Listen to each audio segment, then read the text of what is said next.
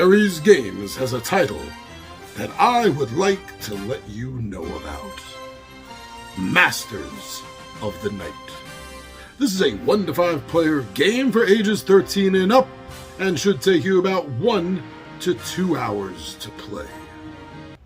As you awaken from the rattling sounds of a train, you realize that you will soon arrive to a new place, destined to become either a new haven or a final grave for your family. No doubts there will be a new beginning in this new city, but your current state is unsightly at best. Forced to hide in a luggage car within boxes full of dirt. All this is to protect your family until you can wake them from their slumber. You all spend too much time dreaming. Years, maybe even decades. But now it is time to take matters back into your own hands. Play as a member of a vampire family just arrived after a long journey into a new, unfamiliar city. Will you survive and establish your rule? Who are the mysterious agents trying to stop you? Masters of the Night is a fully cooperative board game for 1 to 5 players.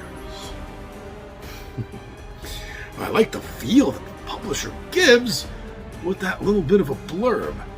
Now, I have to be honest that the first reason this game caught my attention is because although there are a few on the market, I don't believe there are enough vampire games. Specifically, I mean games where you, the player, are playing the vampire.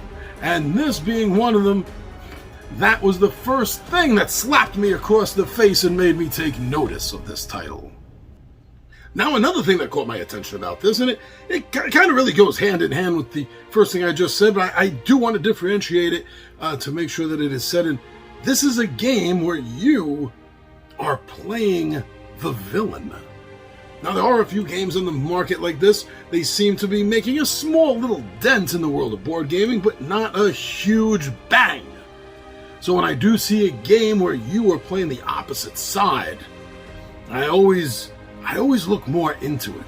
I always want more information on those games because they're so few and far apart. I want to see what it's like, know what the game intends with you playing the villain. So yes, it does go hand in hand with being a vampire. Besides all those whiny and rice vampires. But no, this is a real happy to suck the human blood vampire. That's interesting. Like I said, there's not a lot of games where you play villains, and even less when you are specifically playing the vampires. Keeping with a theme that I feel really became popular with vampire tropes, concepts, ideas, stories, games, probably back with Vampire the Masquerade, is the idea of keeping things secret from the humans and don't let them know about us. I mean, Masquerade wasn't the first, but it's the most popular thing that comes to my mind. And I have read that this game captures that feeling in a bottle. That this game has a tracking system to track the mists, or the veil as it's called, which is the level that humans are aware that vampires exist. And this will change during the course of the game. Things that you do will make it easier for them to detect and understand that you're a vampire, while other things that you do, like amassing Renfield-style minions to be able to take the blame and take the fall and do things for you, will help you cover up your tracks as a creature of the night. So the system being there and the sliding system, which is the only way that it would really work, that you could have this system in place, all, from what I've seen, comes together really nice for this game. And although I was more of a werewolf fan than Vampire the Masquerade, I still love the World of Darkness games, and this is giving me the feeling, on the surface, not overly, but it's giving me the feeling of a little bit of World of Darkness here. And that is attracting me to this and definitely helping solidify its place in my radar. Now, something else I've heard from some of the reviewers of this game is that it utilizes a very interesting system that you see in other games as what might be called good luck, bad luck.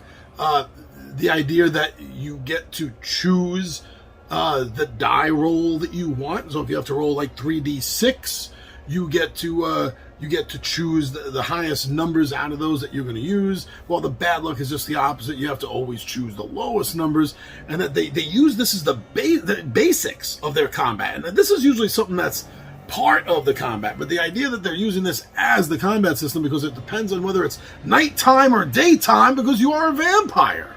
So if it's nighttime, you definitely got this huge bonus of being able to choose the dice in your pool that you're going to use. While in daytime, you are at a huge disadvantage and therefore can only use the weakest dice. And add on top of that just like any game you would expect with vampires, there's some sort of blood pool that has to be maintained during the course of the game, is adding this level of strategy to where what appears to be a little bit of an OP game, a little bit of an overpowered system here where the vampire is going to just tear through things. Which, if you think about it, if you take a classic mythology-style monster vampire and you just plop it down in the middle of modern-day reality in a small town somewhere, yeah, it's going to tear through things pretty darn easily. Darn, I didn't know I was going to say darn or damn there. So pretty dang easily, there you go.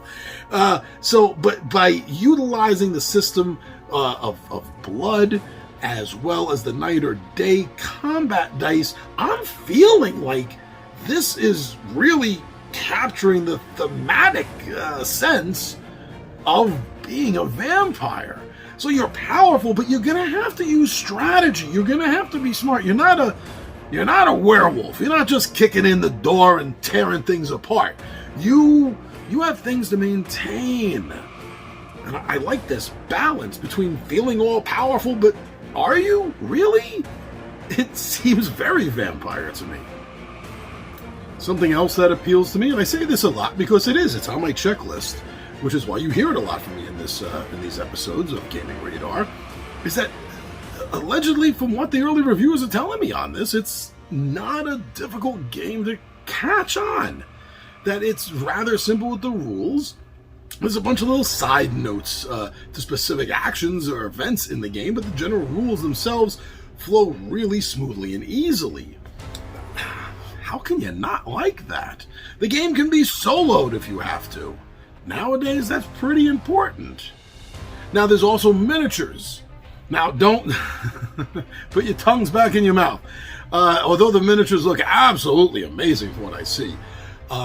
Just a little note here that they're not in every edition of the game.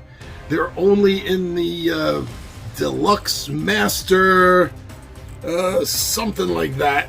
Premium edition, I think they just call it the Premium edition. It's not the Super Mocha Latte Collector's Kickstart exclusive special edition. No, it's just the Premium edition. There you go, Premium edition. But if you do get the Premium edition, the miniatures, from what I'm seeing here, just look absolutely amazing. If you're a painter of miniatures, you're going to have a field day with these. You're going to love painting up all these different vampires. If you're not a painter like me, you're just going to be happy to have them on the table. Because they look that good. So these are all things, and everything is just adding up here. You see one little thing, another thing, a little thing. A pebble might not be that big, but you get enough of them in a pail, that pail is going to be pretty heavy.